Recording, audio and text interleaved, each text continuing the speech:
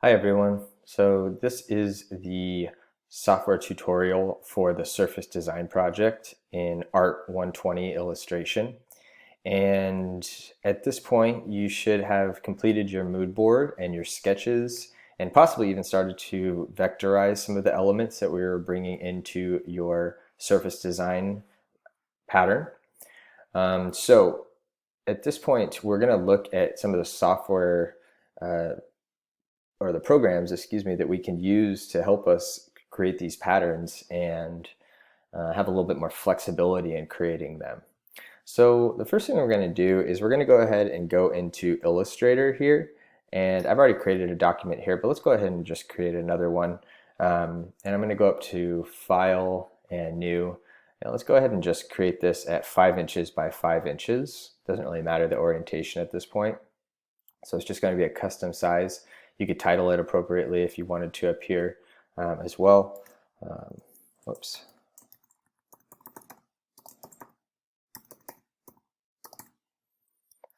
And let's go ahead and open up that document.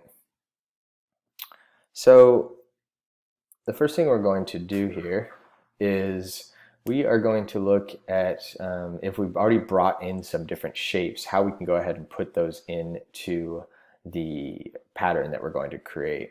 So in my previous step here, you can see I've already done one example of this.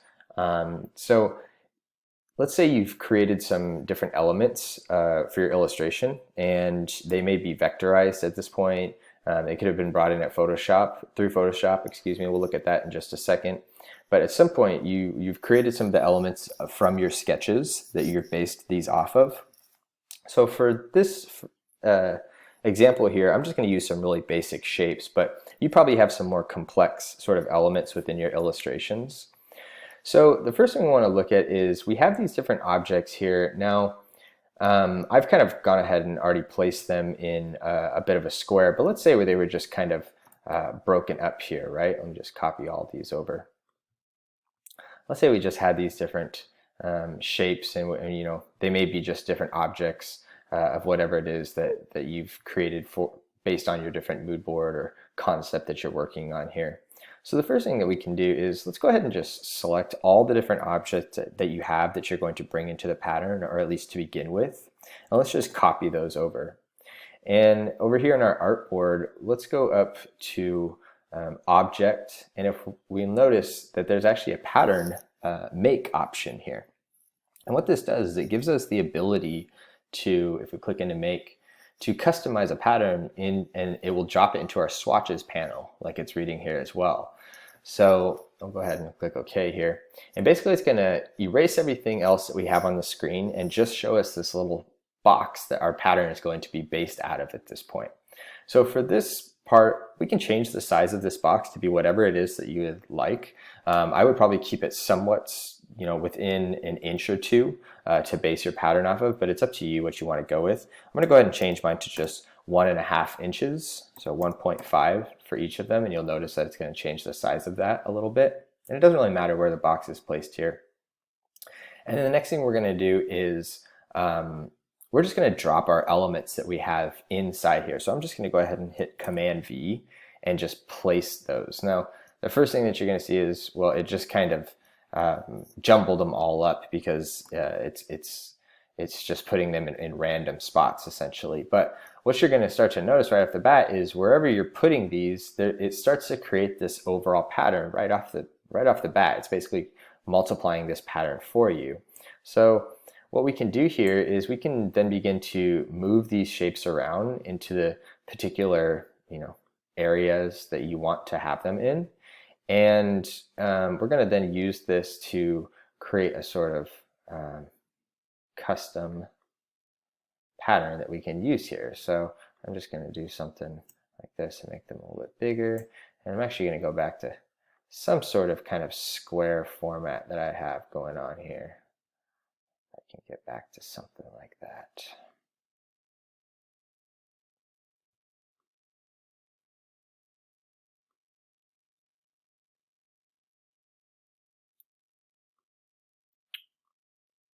So let's just do something like this here.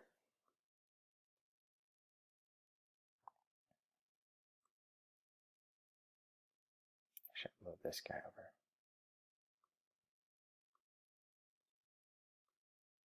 Sure. So what we're seeing here is this automatic repeated pattern that's starting to come up. So, and we actually have some additional options. It's very sort of recognizable right now. This is a repeated pattern that's sort of in this square. We can see the distance between some of these. So let's see if we can work on that a little bit. So I'm going to come over here to my pattern options, and we have a few different things that we can do here. We can name this pattern right off the bat. So I'm just going to go ahead and name this retro. And we also have some tile types. So the first thing we can look at here is a grid structure, which is essentially just squares. This is just squared out. Like we can see, it's just repeated over and over again. But I might want to use a brick by row pattern for this one here, because it'll just change up the visibility of where these seams are within this pattern, like we spoke about in the lecture as well. So I'm going to go ahead and use a brick by row, which is essentially, if you can imagine bricks on a wall, the way they sort of stagger from one another. But there's other options here as well that you could explore: brick by column, or even hex by column, hex by row. They're all just different either exterior shapes or the way that these shapes are going to fit together to repeat your pattern. So with brick by row, I'm going to go ahead and do my brick offset as half. That's fine. I have the size that I've already set up here. So let's go ahead and just maneuver these a little bit more so that maybe they're a little bit more convincing within the pattern that I'm creating here, as far as where these patterns are starting and stopping. Okay, so I'm just going to make them a little bit bigger here. I'm starting to get a little bit of overlap, but it's okay. I'm going to kind of squeeze them back together here a little bit. Bring this one back in.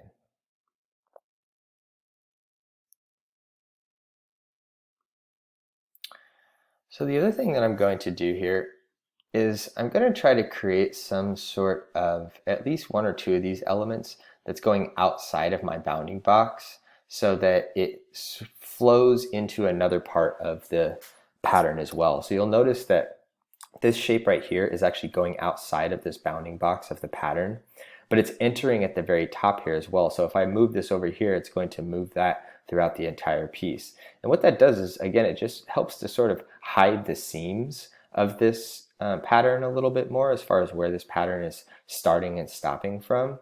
So if I sort of, stretch some of these out and get them to sort of fill the spaces and the voids here a little bit more, I can really start to have a pretty convincing pattern overall of this sort of brick layout that I can start to see going on here. And, again, I could push this even a little bit further if I wanted to, sort of bring this one down, whoops, and then bring this one out a little bit as well. Maybe scrunch it up so they're not hitting each other. So again, I have a little bit more interaction here between these pieces that are going on. And then I'll bump this guy up a little bit. So the more that you can have that sort of overlap where a piece is starting within the shape and then bleeding outside and entering from another part, you can see how when I change it over here, it's changing it on the left as well, the more convincing that sort of repeated pattern is going to be. And again, it can be helpful. It depends on what you select here for your tile type. You'll notice that if I go back to grid, I have that sort of overlap here that's not going to work. So you really have to kind of think about what your tile type is going to be, and then sort of start to manipulate your pieces within your pattern here. So I'm pretty pleased with this at this point. Let's go ahead and save out this version and see if we can now start to use this a little bit. So I'm going to go ahead, I have this pattern all laid out the way that it is, and you'll notice that I'm inside this pattern maker box. Basically, I have my pattern options, and I have some options up here as well. I have the name of my pattern, I have save a copy, done, and cancel. Now I've already titled this pattern. I've named it retro right here. I could go ahead and save a copy if I wanted to and continue to work on this if I wanted to play around with several options within.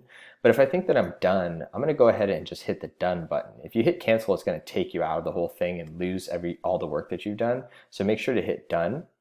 And you'll notice that as soon as I hit done, my box goes away and my pattern seems to have disappeared, but I've gone back to my sort of working page that I had here. Well, what you're going to notice is that pattern actually came up over here in your swatches. There's a new swatch over here called retro, and we can now apply that into any shape that we like. So if I created a box that's going to go ahead and span my artboard here, it's going to go ahead and fill it with the color. But if I come up here to my swatches and I'm in my fill, I can click on the retro and it will create that pattern and seamlessly tile that for as big or as small as I want to make that shape. Now, if I go ahead and change that shape, it's going to go ahead and change that pattern within that as well.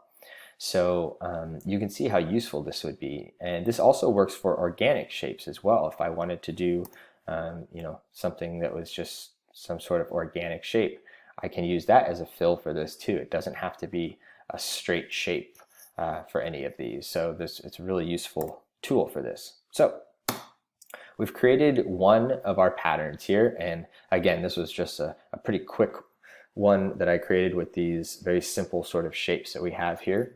But you guys can certainly do better than this and push some of your illustrations and hopefully create a lot of overlap between some of the seams within the pattern so that it really creates that sort of seamless pattern that is going to work really well for this project here. So now that I have this pattern saved out, I'm going to go ahead and save this. I'll go to File, Save As, and I'll just go Surface Design Pattern 1 into my desktop here. That's fine. Save that. And let's go ahead and look at one other option here of bringing in some Photoshop brushes here as well. So I've gone ahead and just created some very simple sort of brush strokes essentially with a brush that I chose in Photoshop. It's again over here within your palette, you can see the different brushes that we've explored already in some of the previous practices that we've played with here. But if you wanted to create some sort of organic sort of approaches instead of a vector artwork, we can do that as well in Photoshop. So what we need to do is you need to be working on a separate layer so that it's clear underneath. And as long as you're working on that separate layer and you have the artwork, whatever it is, the brush strokes or the artwork that you're bringing into Illustrator, we're going to go ahead and just go into File, Save As, and we're going to save this as a TIFF. Oops. So I'm going to go ahead and save this to my desktop. I'm going to name it Paintbrush. And in the format here, I'm going to click on TIFF. And what that's going to allow me to do, yes, I'm going to replace this, is it's going to bring up some TIFF options. And the biggest thing that we need to do here is make sure that the Save Transparency box is toggled on here, because that will just preserve the transparency of this shape here. So if we go ahead and make sure that this is toggled on, I'm working on a Macintosh, so I'm going to click that. Everything else should be good. I'll hit OK. And let's go back to Illustrator here and create another pattern with those brushes that we brought in. So the first thing that I'm going to do is go ahead and just place my paint brushes that I've created in Photoshop. So I'm just going to place that TIFF file. And in order for this to work correctly, I have to go ahead and embed this as well. So you'll notice that it has this X through it. If I come up here to the very top, you can embed that. And it's going to say Convert Layers to Objects. That's fine for this one. And I'm going to go ahead and just shrink the size of this a little bit as well. Okay. So now again, I'm just going to copy this file from my Photoshop here. And I'm going to come back up here to Object, Pattern, Make, and hit OK. And it's going to automatically go ahead and just place that since I copied it inside there. So again, you could play with the grid or the brick by column maybe for this one if you wanted to. Maybe increase the size of it so that there's a little bit less space in between. But you can see how quickly I just created that seamless pattern here, right? And if I wanted to, I could add in additional shapes here as well. If you wanted to create some sort of shapes within that. I'm actually picking up from the previous pattern that I did there. But let's just say we wanted to create some sort of, or whatever it is, organic shapes that we're living here as well. I want those to kind of be behind. And the beauty of this, being transparent is that it is, oh, sorry guys, it allows me to see these shapes beneath it, right? So I can kind of do that. And again, once I'm happy with that, I would just go to Done. And again, it's going to now pop up in my swatch